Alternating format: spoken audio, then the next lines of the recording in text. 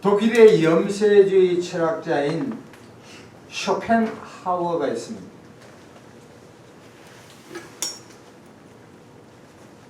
이분이 인생에 있어서의 깊은 통찰력을 가지고 어느 날 공원에 갔습니다.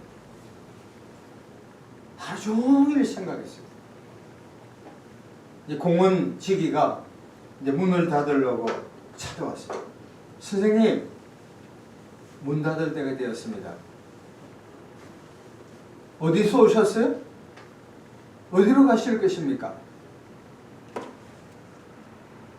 쇼펜하우어가 크게 답을 합니다. 젊은이여, 바로 그 문제다. 나는 인생이 어디에서 왔으며 무엇을 위해서 살며 어디를 가는지 알 수가 없어. 그걸 하루 종일 곰곰이 고민합니다.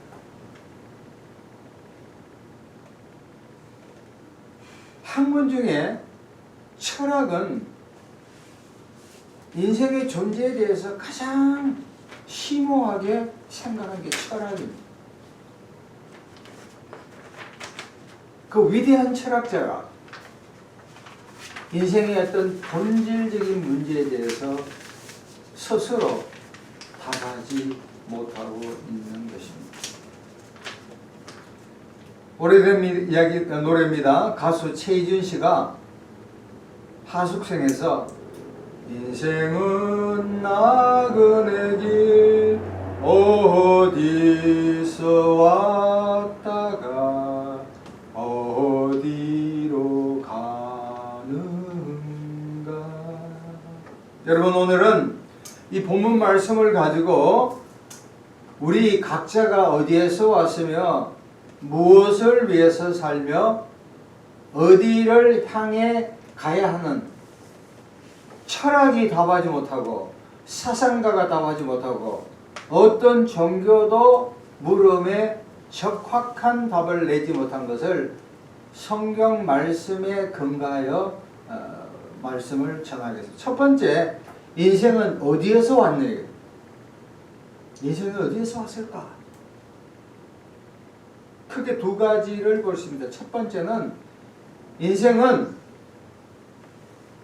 진화되어서 왔다는 거예요. 무슨 얘기냐면 가장 작은 게 현미경으로 보면 이 아메바가 있어요. 단세포예요. 단세포. 아메바가 자꾸 이게 이게 개발돼가 발전돼 가지고 오늘날 사람이 되었다는 거예요. 그래서 진화론에서는 거의 원숭이와 사람을 거의 같이 봅니다. 그래서 동물 중에서 사람하고 거의 유사한 것이 약 99% 가까운 게 원숭이라고. 다윈의 진화론에서 얘기합니다. 자, 그러면 사람이 원숭이와 같을까? 그들이 생각하고 느끼고 아니란 거야. 두 번째, 창조론이죠. 창조론. 창세기 1장 27절에 하나님께서 마지막 만물을 만드시고 남자와 여자를 창조하신, 무에서 유를 창조하시는데 우리의 형상과 우리의 모양을 따라서 남자와 여자를 만드셨다는 거예요. 창조론입니다. 여러분 가만히 보세요. 세상에 많은 식물, 동물이 있지만 유일하게 인간만이 인격적인 스타일, 지적, 정적 의지를 갖고 있고 인간이 유일하게 다른 것이 예배드리는 거예요. 예배드리는 거예요. 동물이 예배를 드릴 수 있나요? 믿지 않는 사람이 예배를 드릴 수 있어요? 전혀 드릴 수가 없어요. 중세의 유명한 신학자인 성 어거스틴은 다음과 같이 한 문장으로 꿰뚫고 있어요. 주여 하나님이여, 우린 하나님을 위하여 창조되었고 우리의 영혼은 하나님의 품에 자기까지 안식이 없다. 우리가 세상에서 명예와 지위와 물질과 건강과 모든 걸 다 누린다 하더라도 진정한 영적인 만족은 우리 모든 사람들이, 특별히 예수 믿는 사람은 영혼이 구원받아서 천국 가야만이 평안과 기쁨과 안식을 누릴 줄로 믿습니다. 그때까지는 끊임없이 고뇌합니다. 전도서 3장 11절에 사람들에게 영원을 사모하는 마음을 주셨다 그래요. 그러니까 사람들은 세상의 모든 걸 가진다 하더라도 이 영적인 걸 알지 못하고 영적인 걸 깨닫지 못하고 영적인 것을 느끼지 못하면 살아서나 거의 동물적인 삶을 유지할 수밖에 없다는 것입니다. 세례 침례요한은 이 문제에 대해서 명확하게 파악한 분이에요. 요한복음 1장 6절에 하나님께로부터 보냄을 받은 사람 그의 이름은 요한이라. 요한은 예수님의 사촌으로서 거의 동년배입니다. 거의 비슷한 시대에 태어나가 비슷한 시기에 일을 하다가 헤롯에서 순교를 당했는데 요한은 그의 인생에 대한 의미를 정확하게 안습니다. 자기가 세상 어떤 명예를 위한 것이 아니라 하나님께로 왔다는 것을 잘 아신 겁니다. 자, 우리 삶에 적용합니다. 그렇다면 우리 그리스도인은 먹고 마시고 입는 것, 특별히 이번 주간은 추석에 대해서 지금 벌써 고향으로 내려가는 분들도 많이 있고 오늘 내일까지 열심히 내려갈 거예요. 또 열심히 돌아오겠죠? 그러나 가장 중요한 것은 우리 그리스도인은 영적인 사람이기 때문에 시골에 가더라도 고향의 교회를 찾아가야 됩니다. 운전을 하더라도 또 우리의 삶에 어느 곳에 무엇을 하든 간에 하나님과 나와의 관계, 예배드리고 기도하고 말씀 보고 영적인 것에 충족을 시켜야만이 우리 자체가 돌아갈 수 있는 사람인 줄로 믿습니다. 자, 두 번째, 인생은 무엇을 위해 삽니까? 무엇을 위해서 삽니까? 대다수 사람들은 자기를 위해 살아요. 자기 중심이에요. 취미생활하든 자식을 키우든 사회생활하든 직장생활하든 사업을 하든 것 전부 다 자기 중심이에요. 자기본이에요. 로마서 1장 20에서 23절 창세로부터 그의 보이지 아니한 것들 곧 그의 영원하신 능력과 신성이 그가 만드신 만물에 분명히 보여 알려졌나니 그들이 핑계하지 못할 것이니라. 하나님을 알되 하나님을 영화롭게도 아니하며 감사하지도 아니하고 오히려 그 생각이 허망하여지며 미련한 마음이 어두워졌나니 스스로 지혜 있다 하나 어리석게 되어 썩어지지 않은 하나님의 영광을 썩어질 사람과 새와 짐승과 계다는 동물 모양의 우상으로 바꿔내려. 우리 주변 인류 역사상 사람들 가만히 봐요. 심지어 하나님을 믿는 사람, 예수님을 영접한 사람들조차도 뭘 하든 간에 진짜 내가 하나님의 영광을 위해서 하느냐? 아니면 자기를 위해서 하느냐? 아마 대다수 사람들이 자기가 우선이에요. 내 생각, 내 뜻, 내 마음대로 들지 않으면 신이 나지 않아요. 웨스트민스터 교리 문답 첫 번째 문항이 뭐냐면 사람의 첫째 되는 목적이 뭐냐, 인생의 목적이 뭐냐는 거예요. 부귀영화? 아닙니다. 인생의 가장 중요한 목적은 하나님을 영화롭게 하는 거예요. 하나님을 영화롭게 하는 거예요. 여러분 왜 그러면 하나님을 영화롭게 해야 될까? 왜 내가 중심이 되면 안 할까? 그 이유는 딱 한 가지예요. 사람은 하나님이 만든 피조물. 하나님이 사람을 만들 때 자기의 형상과 모양으로 만들었지만 자신을 위해서, 하나님을 영광을 위해서 지음받았기 때문입니다. 이사야 43장 7절에 내 이름으로 불려지는 모든 자 내가 내 영광을 위하여 창조한 자를 오게 하라. 그를 내가 지었고 그를 내가 만들었느냐.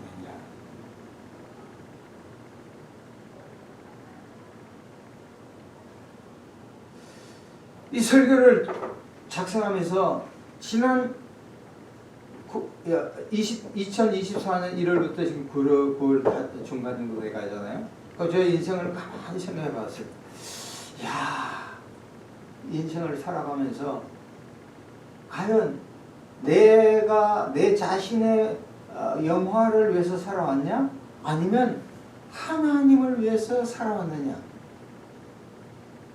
입으로는, 겉으로는 목사가 되어서, 어설픈 목사가 되어서 나름대로 한다고 하지만 진짜 하나님을 위해서 일을 했냐? 하나님을 위해서 전도했고, 하나님을 위해서 연구했고, 하나님을 위해서 설교했고, 하나님을 위해서 예배드리고, 하나님을 위해서 기도하고, 하나님을 위해서 말씀을 연구했느냐? 여기서 딱 걸려요. 엄청 부족하고. 모양은, 껍데기는, 외적인 것은 하나님을 위한다고 하지만 하나님을 위하지 않은 것이 너무너무 많은 겁니다.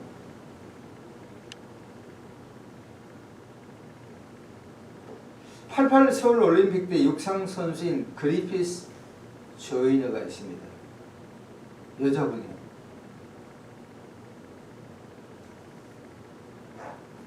여자 마라톤에서 우승을 하고 나서 CNN 뉴스 담당자가 그 여자하고 인터뷰를 해요. 어떻게 이렇게 잘 달리세요? 24.19km를 어떻게 그렇게 잘 주파했습니까? 그 이유가 뭡니까? 이분이 다 한 가지 해야 됩니다.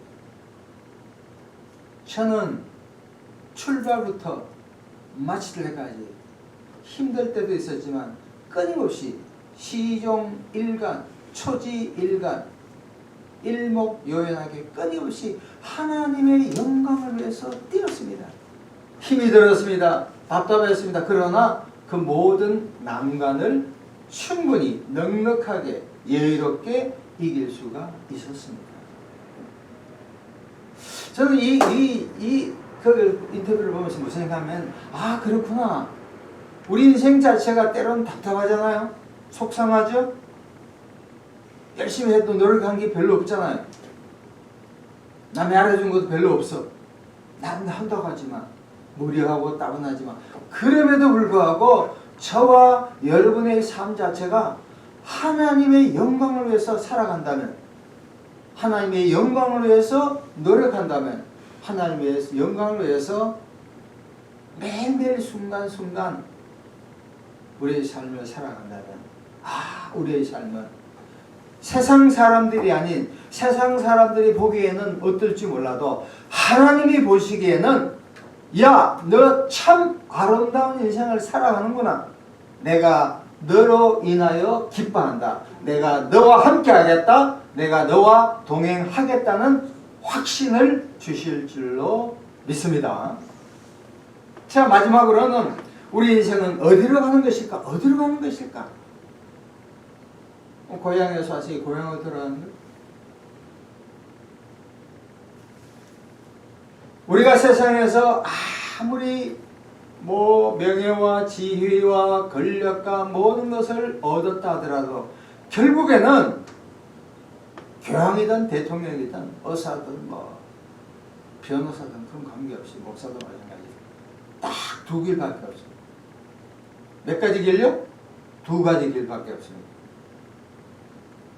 예수님을 진짜 믿고 대충 믿는 게 아니라 예수님을 진짜 믿고 천국에 가는 것이냐, 아니면 예수 믿지 아니하고 지옥에 가느냐, 딱 두 가지밖에 없습니다.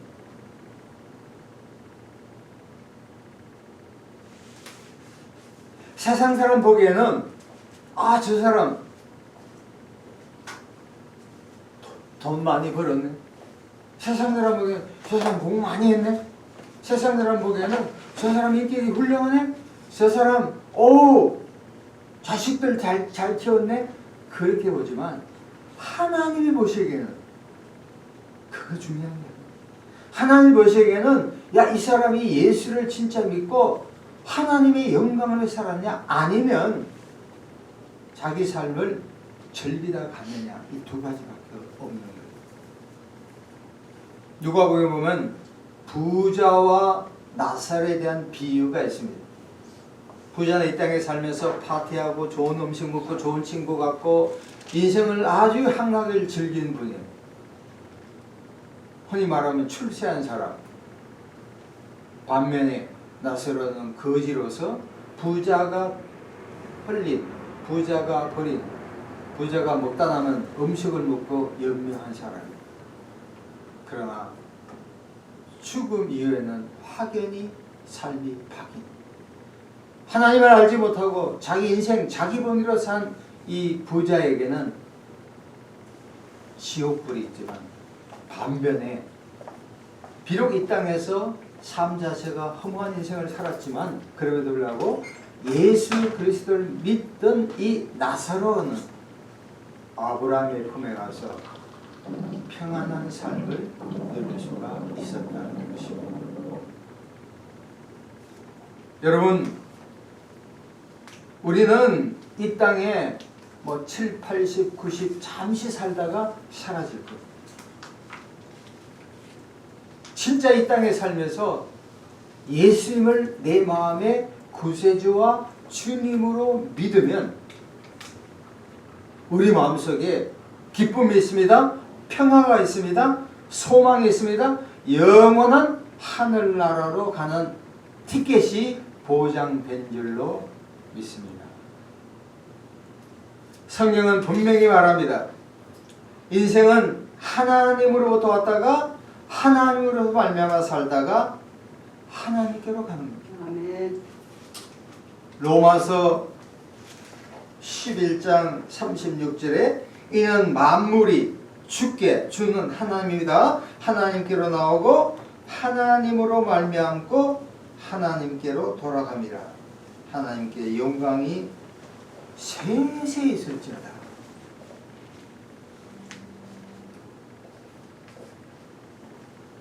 그렇습니다. 인생의 기성정결, 중국에서 시를 엎조릴 때 기성정결, 동양에서는 서론, 본론, 결론, 아리스토텔레스인데 이 기성정결입니다. 이게 때 그렇구나. 세상에 있는 모든 만물이 결국 하나님께로 와서 하나님의 영광을 위해서 살다가 결국 예수 믿는 자만이 하나님께로 가서 영원히 살게 될 줄로 믿습니다. 사랑하는 여러분, 이 땅에 살면서 가장 중요한 것은 우리의 삶 자체를 열심히 살아야 합니다. 그러나 더 중요한 것은 우리 모두 다 예수 그리스도 인류의 죄를 위해서 십자가에 돌아가시고 부활하신 예수 그리스도를 내 마음속에 주인으로 모시고 살아갈 때 우리 마음속에 끊임없는 세상이 주지 못하는 기쁨을 만끽할 줄로 믿습니다. 기도하겠습니다. 하나님 아버지, 감사합니다. 우리의 기성정결이 하나님께로 와서 하나님을 위해 살다가 하나님께로 돌아감을 깨닫고 기쁨으로 예수 안에서 날마다 순간마다 살아갈 수 있도록 큰 은혜 나려 주시옵소서. 예수 그리스도 이름으로 감사하며 기도합니다. 아멘.